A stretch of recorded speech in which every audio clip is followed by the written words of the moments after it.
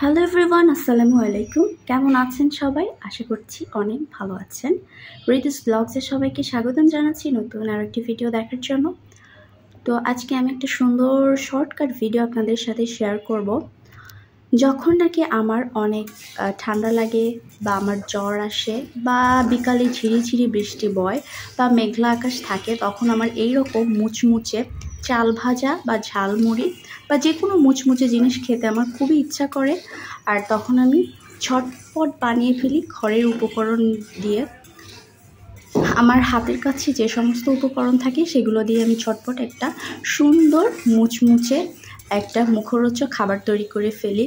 তো প্রথমেই আপনারা দেখতে পেলেন আমি ভাতের চাল ভেজে নিচ্ছি। হ্যাঁ, খুব সুন্দর মতো ভাতের চালটাকে আমি মুচমুচে লাল করে ভেজে নিয়েছি। এরপরে চালটাকে আমি বিভিন্ন মশলা দিয়ে আবারও ভেজে নেব। তো এই সমস্ত মশলাগুলো হচ্ছে, এখানে আমি ব্যবহার করেছি পেঁয়াজ কুচি, মরিচ কুচি, রসুন কুচি, আদা কুচি।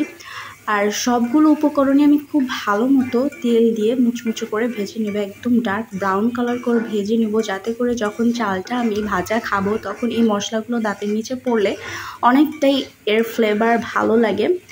আর যদি কারো ঠান্ডা লাগে বা জ্বর আসে তাহলে কিন্তু এই মশলাগুলো যখন খাওয়া হবে তখন কিন্তু আলাদাই একটা ভালো লাগা কাজ করবে আর ঠান্ডার অনেকটা উপকার হবে।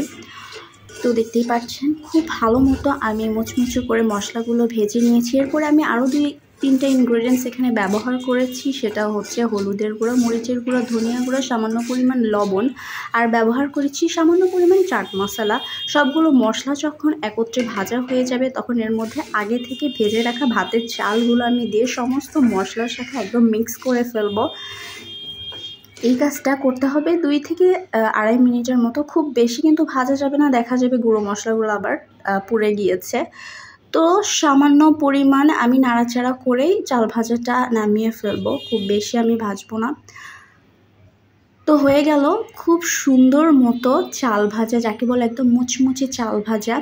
তো এই চাল ভাজাটা যখন ঠান্ডা হয়ে আসবে তখন আপনারা এরকম এয়ারটাইট একটা বক্সে রেখে 10-12 দিনের মতো খেতে পারবেন, যখন মন চাইবে বা আবহাওয়া বৃষ্টি বৃষ্টি একটা ভাব হবে তখন খেতে পারবেন। তো এই ছিল আজকের ভিডিও। সবাই ভালো থাকবেন, সুস্থ থাকবেন। আল্লাহ হাফেজ।